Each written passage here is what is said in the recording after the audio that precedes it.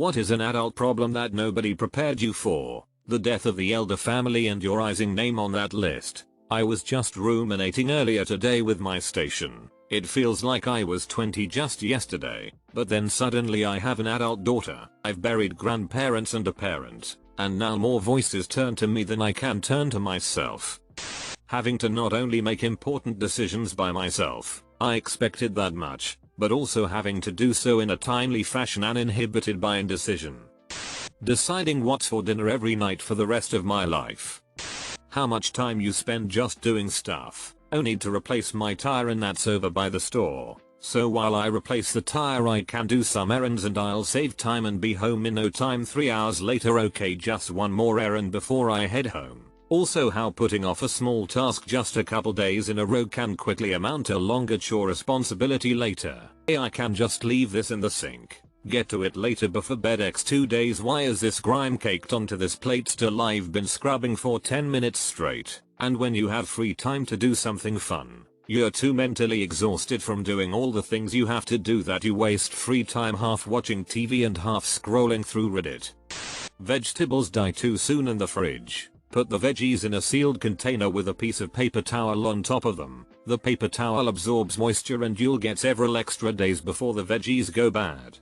The incessant flow of bills, phone, water, electricity, insurance, rent, mortgage, also, college debt, and dental care. Kurt Vonnegut had it right when he said the trouble with getting older is you outlive your teeth. Even if you take perfect care of your teeth, every time you chew you're grinding your teeth together and a tiny bit gets worn off. If we ever figure out immortality, one of the side issues will be that around the age of 100 you'll need to go in and have all your teeth removed and implants installed. Even worse, they'll eventually need to replace the cartilage in every joint in your body. Either that or find some way of making cartilage heal.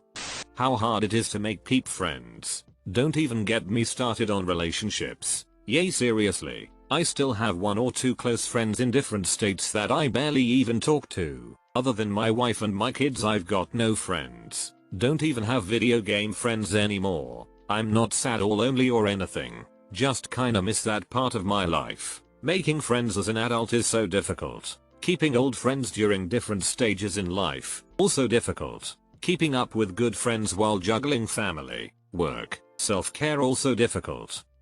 I'm still confused AF. I thought adults had their sh together. Literally everyone is just pretending to have their sh together. Human lives are held together with duct tape. Back pain. Everything hurts. Careers. As a kid you hear what do you want to be when you grow up, and it's always nurse, doctor, fireman, game designer, etc. Which is also simple. But then when you do start training working in that career and you realize you don't like it, it just feels like such a terrifying thing to now have to think of a new career identity. I'm pretty sure most of us spend a lot of time working through this crap. My career isn't viable. What do I do? And come to the conclusion that yeah, it actually does make you more sane working in a shop or whatever, than going home at night having paid the bills and not stressing. It's the realization that really takes time. I missed my calling. Still don't know what it is though. People still being bullies way past high school. Entering adulthood makes you realize that the reason kids are so cruel is because people in general are.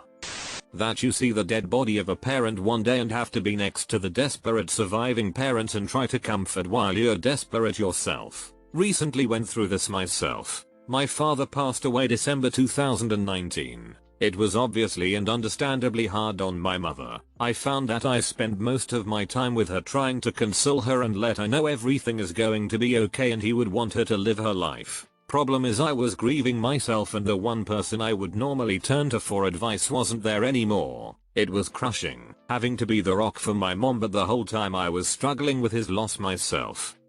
The combo between lack of income and plenty of debt, and the random expenses that spring up just when you're finally getting money put away, your savings account finally looking decent, congratulations, your car just died and you need a new one. Also, your bathroom has a mold issue that will cost thousands to fix. Bye bye savings. That's exactly what happened to me. I finally was saving money and then in the course of 2 weeks I lost my job, blew 2 tires at once, discovered I have 3 herniated discs in my back with a very expensive non-surgical treatment, My savings are gone again. Having to put up with so much crap from people in higher positions even though they're less competent than you, because you need that paycheck, and as you get older, sometimes life circumstances trap you there. All the laundry, good grief does it pile up. This is how I feel about the dishes. I will never live anywhere without a dishwasher again. I run one load a day. Where they all come from, I have no idea, but dishes never stop. Making important life decisions. When you're young you have a safety net, but when you're an adult you're taking on risk that can influence successive years of your life. Same goes for single vs family. It was a small thing, but today I called my dad to tell him I left a business that was tearing me down, and his response was, "I'm so proud of you for sticking up for yourself and leaving a bad situation." He has always been the one to tell me this is bad, but it's your decision, and I'm proud of myself too for leaving that place. You can go days on end without having to speak to a single person. At first it's a dream come true. After about 2 months you start talking to your toaster to pad the silence while waiting for your toast. When to call a repairman and when you can amateurly fix it yourself. When to know a tradesman, plumber, auto mechanic, dentist, etc. is scamming you or actually doing their job. You wanna give them the professional benefit of the doubt too, which happens all the time. Do I really have to be a Renaissance man in order to properly vet someone to do what they say they are gonna do? For me it's a time cost balancing act. My sprinkler system was acting up, so I looked it up on YouTube and found the parts. Parts were $60. Then I realized I'd need special tools for this one time and the thing needed to be rewired. When I got a quote for $200 to fix it, I realized that was the better deal rather than paying close to $100 for materials. My whole afternoon, plus the chance of me screwing it up and getting upset. What's my time and hassle worth factored into my true cost? Sometimes it pays to DIY. Sometimes calling a pro makes more sense. We have an electrician we trust who's done great work for us in the past. We asked for a quote from them to replace the fan in our bathroom since the one there was squeaky and dying. They quoted it at $900. We bought the replacement fan for $50 and installing it ourselves took less than an hour, including deep cleaning all the relevant surfaces. Aging parents. My defining moment of adulthood was standing in a room picking out my mother's casket. I was married with 2 kids by then, but this is the moment I truly felt like an adult. There's a dialogue in a Telugu movie that I saw. In that scene, an early 20s guy was telling his dad how his mom irritates him sometimes. At that point in the movie the dad's mom was sorta missing. So, the dad says, "Only until our parents die we can be children. When they die they take our childhood with them." That hit my dad pretty hard. He was newlywed when my grandfather died. I intellectually knew my parents were aging, but I recently walked face first into something that made me actually face it. My dad has always organized his garage to within an inch of its life. I went into his garage the other day and it was a disaster. Like, I knew he had been diagnosed with some dementia, but I didn't see it until I actually saw it. God, that hit me like a truck. I'm so sorry. My dad died. No one preps you for that. It's crazy how you grow up thinking they're your world, and then life goes on. This one has really hit me several times in the last decade or so. Just looking at your folks and being struck by how much they now look like your grandparents used to. The last time I stopped home I realized that both of my parents now use canes to support their mobility. I knew they were aging, and I knew they each had different knee problems in the recent past, but I hadn't seen them in person in a while, so I had no idea. It was pretty sobering. Office politics. My first employer was a young tech company. Aside from the big wigs, president, vice president, etc., the majority of the company was younger than 30, and it was a blast. Everyone got along usually. My current employer, most people are above 40s, and it is like high school drama all over again. So much political BS and the majority of leaders act like entitled children. So much scapegoating and name blaming. So many fake people and relationships. I don't get it. I've noticed this too. It's always older people posturing and stirring sharp. Is it because of the more strict, old school typical office environment they were accustomed to? High school was teaching you that. I didn't learn a reffin' bean. The inevitability of your parents dying. My dad just passed away and I'm 25. No one could have prepared me, I guess. I feel you. Mine passed away back in August when I was 28. There's nothing you can do to prepare for it. and I'm afraid I have no magic words to make it better. Just know you're not alone. I'll never say it gets better, but it eventually starts to suck less and your hard days get a little less frequent. I'm so sorry. Basic home maintenance, when to change air filters, smoke alarm batteries, timing of lawn care, how often do you clean the gutters, are you supposed to clean under the stove, what is edging, how do you recycle, how to change locks, etc. I usually just go to the Google, let's see, what is edging? That went sideways. What is landscaping edging? Not to mention the random costs that spring up. Trying to save up money? Good for you. Except your sink just sprung a leak so you need to pay a plumber to fix that. Now you can save money again. Nope. Car needs servicing. Okay. Your can definitely save money now. Wait. That leaky sink sprouted mold so now your bathroom needs to be gutted and redone. The endless cleaning. I had chores when I was a kid, but I had zero clue how much actual work went into keeping house. I cleaned my house this morning and by midweek it'll be a war zone of pet hair, crumbs, and dust. I don't even have kids. WTF, it's like the underpants gnomes show up when I'm asleep and F my house up. When I was a kid I thought people who hired maids were lazy, but I understand now. If I had the money I would hire a maid. My kitchen sink only stays clean for a couple of hours, then it's full of dirty dishes again. It's so frustrating how a completely clean kitchen only stays that way for like half a day. It's a never-ending mess in there. Upvote solely for underpants gnomes. But yeah, it's crazy to think how dirty your house gets when you're not even there half the time. The realization that $1,000 is not a lot of money to have, but it is a lot of money to owe someone. It's like calories. 1,000 extra calories is easy to eat in one day. Cutting 1,000 calories from your day on the other hand. You telling me I gotta make food every day, often multiple times a day just to stay alive? I've been putting off going to the grocery store to get some ingredients all week, because I'm a lazy F and I live out in the country. I heard a piece of a radio show on the future past how things have evolved when it comes to sustenance, feeding ourselves. How women in the late 1800s used to spend 8 hours a day just cooking, and I thought holy no. No. At first I was thinking that sounded insane, but women in the late 1800s all had like 50 kids and no refrigerators, so I guess it makes sense that they had to make huge meals every day.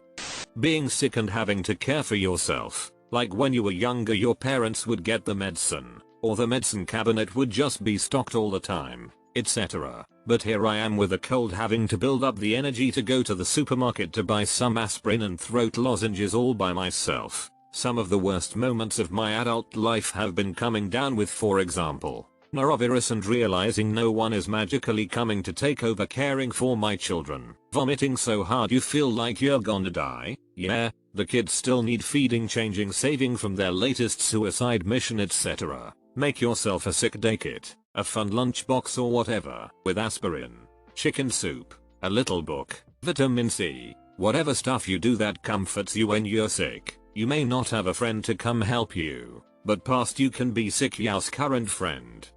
Chronic back pain with no drugs that can help. A lot of people find lifting weights can help. I'll try that. The existential horror of being in a dead-end job with a horrible boss but can't afford to quit because you'll starve. I just recently quit my unfulfilling job after working there for almost 3 years. Had a little saved up to help support myself until I find a job I enjoy more. How's it going so far? Controlling your finances. Everything I have learned about budgeting, debt recovery, pensions, saving, and wise purchases I have had to learn for myself. How much harder it is to make friends. I kinda feel like if you hadn't already made some good friends by 25-26, you'll end up stuck with superficial friendships. Yep. I see my superficial friends hanging out with their best friends, and I noticed that almost every single one of them had known each other since birth, elementary, middle, high school. The few that didn't know each other from that knew each other from college or the military. I didn't have the luxury of making friends during those years, and I'm here in my mid-30s now trying to make and maintain friendships. But it seems like everyone else's best friend slot has already been filled. I met my closest friend when I was 36 years old. I would punch a bear for that woman. No one helping you. The mental load of remembering everything that needs to be done, and project managing it all. house repairs, improvements, finances, cleaning, laundry, bills, hiring people to do things, trips to the vet for vaccines, groceries, car maintenance, and the list goes on. It takes up too much room in my head. I'm just gonna reply here to all the people saying use a calendar or journal. I've explained that I already use a calendar for almost things in another comment. I'd describe myself as a highly organized person. I have to be at my job, and that crosses over into my personal life. I'm not actively trying to remember things only in my head only to complain about it on Reddit. Just because I've written something in a calendar does not mean that this thing or task no longer takes up room in my head. And that's the point of my response to OP. It continues to take up that room due to the anxiety of actually getting it done. It's also impossible to write down every little thing that needs to be done, because frankly I'd spend more time writing in my calendar than actually getting done. Additionally, the list doesn't cover things that crop up at the time. For example, you've planned to clean, say, the bedroom tonight, and find something that belongs in another room, so go there to tidy it away only to discover something else that needs done. We cannot write down every little thing. I get where you're coming from. I'm super organized, like obsessively organized. I've kept planners for as long as I can remember. We have a family board where we can see our weekly schedule. I'm on top of it all. I've got it all down, and I get it all done. That doesn't prevent any of it from being a mental load. Just the act of keeping it all planned, organized, and balanced is still mentally taxing, no matter how on top of it you are. I have to-do lists. I have a yearly list, monthly list, weekly list, daily list, and they never get smaller. Every time I have something I can cross off the list, something else comes along that needs to be added. It never ends. And then, like you said, things pop up out of nowhere. Running a household, working, going to school, taking care of kids, pets, the spouse, cars, yards, appointments, meal planning, managing birthdays and holidays, and having to consider extended family in birthdays and holidays. My mind rarely gets a break. Even when I'm trying to relax, I'm often going over in my head what still needs to get done, and I'm not complaining. I love my life. I love being a mom. Like I said, I'm super organized, and I often thrive on the challenge of seeing how efficient I can be, and I don't mind being busy. But, yes, the sheer amount of brain space it all requires, and the constant need to be planning and thinking 2 steps ahead, was something I was not prepared for before becoming an adult. And there are moments where I do wonder what it would be like to put it all on someone else while I spend my days alternating between naps and video games. This 100%. I hate all these comments saying to get a planner, set calendar reminders, have a routine. Of course you know all these things and probably have them already set. The question is not how to solve these adult problems. It is about what adult problems are difficult. The mental load is ridiculously high for modern society. My point is, I do all the right too, but just organizing and tackling stuff in home life is exhausting when you do it 40+ hours per week for work already. You are not alone. I own a business that recently took off, and I find that I can either have a very structured and organized domestic life or a very structured and organized business life. But I cannot have both. I just can't. I don't have the brain space to do it all. It's impossible. I'm an author, so when I start writing a book and then finally finish, it takes me about 1.5 months. My whole house is a goddamn disaster. Then I have to spend the next 2 weeks getting it all in order, only to start another book and do it all over again. It kills me. Being tired all the effing time. Bruh. I went out with my friend the other night. I'm usually in bed by 10. Stayed out till 2. Was asleep by 3. Didn't have a sip of alcohol and needed a day of recovery. I used to party all night, then be back at work to manage a restaurant at 8 AM. Then go out and do it again the next night. This getting older shit's no joke. I used to rock and roll all night and party every day. Then it was every other day. Now I'm lucky if I can find a half an hour a week in which to get funky. Homer Simpson. How much every injury you had as a kid didn't really heal. It just lay dormant until you woke up on your 38th birthday. Now it hurts all the time. I turned 38 in 2 months. Are all of my broken bones going to come back to haunt me? Kinda. I mean, I had several car accidents as a young man. Fully recovered. No lasting damage. But now 20 years later my neck hurts. pretty much all the time. Had x-rays, see a chiropractor. I do stretches and exercises for it. It's just not right. It's damage from whiplash as a kid. Not much to be done about it. Wear your seatbelt and drive safe, kids. I busted the cartilage in my knee as a tween, and if I have a bad day now, it's just like here. Random clicking and locking of your limb plus the random back pain of you slept funny on your mattress. I used to be able to sleep on floors and other things, but now it's like the mattress is 1/10 of an inch away from the edge. Now you wake up with back pain. That all those big things you thought you'd have time to do when you're older often become physically impossible to do when you're older, even if you have the time. How effing lonely you can be. I'm here for you. I mean, not really, but I'm also lonely. Hope that helps.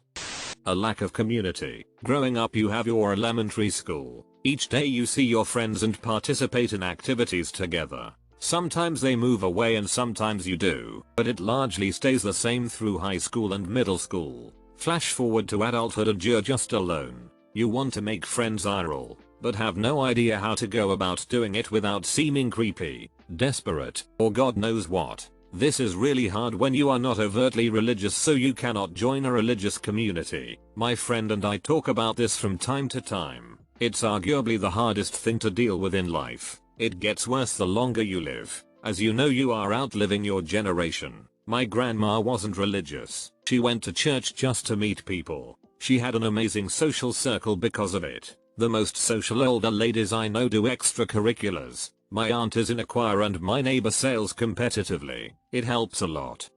The disillusion that comes with realizing your parents had no actual clue what they were doing 86% of the time whilst raising you. This realization was kind of a relief for me. It made their mistakes easier to forgive and helped me form a healthier relationship with them.